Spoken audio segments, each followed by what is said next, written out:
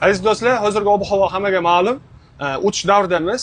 Kunlar issiq, kechalari salqin bo'ladi. Bu ob-havoda baribir ko'pchilik ham muzda ichimlik ichdi.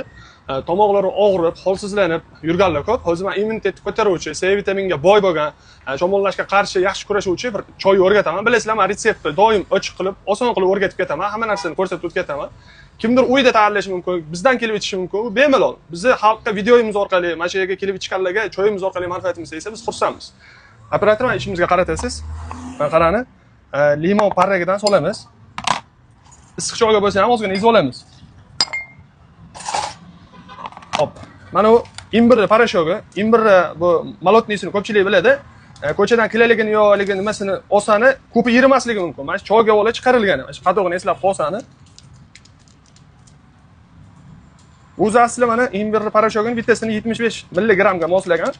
Biz lekin mana shu 400 gramga emas olaveramiz. Mana novot sirop bo'ladi. Immunitet kimdir ko'tarmoqchi bo'lsa, energiyani bo'lish ko'proq olmoqchi bo'lsa, asalga tayyorlash ham mumkin. Bizda novot sirop bor, mana azer choyi, bergamotligi. Yaxshi qora choy bu.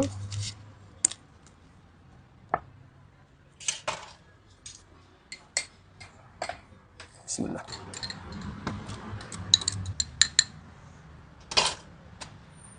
Bismillah. Hadiyam bir haligi noddongina kiyisli insonlarga sirazi tetiklikka boshlaydi. Bismillah.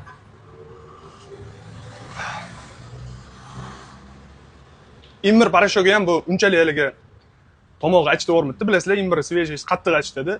Imbir svejiy o'sha ildizdan foydalanishda miqdori bor. Ozroq foydalansanglar boshlanishida tomog'i achitmaslik kerak. Qancha kunlar so'ysa imbir ichimligini hamma biladi, ichish oson bo'ladi. Xudo xolasa shu immunitetni ko'taradigan ichimligimizni bizdan kelib so'rashingiz mumkin. Retsept yaxshilab eslab qo'yib, uy sharoitida tayyorlashingiz mumkin. Barchani sog'lig'ingizga befarq bo'lmasligingni tilab qolamiz. Bizga mehmon bo'lishni esdan chiqarmang.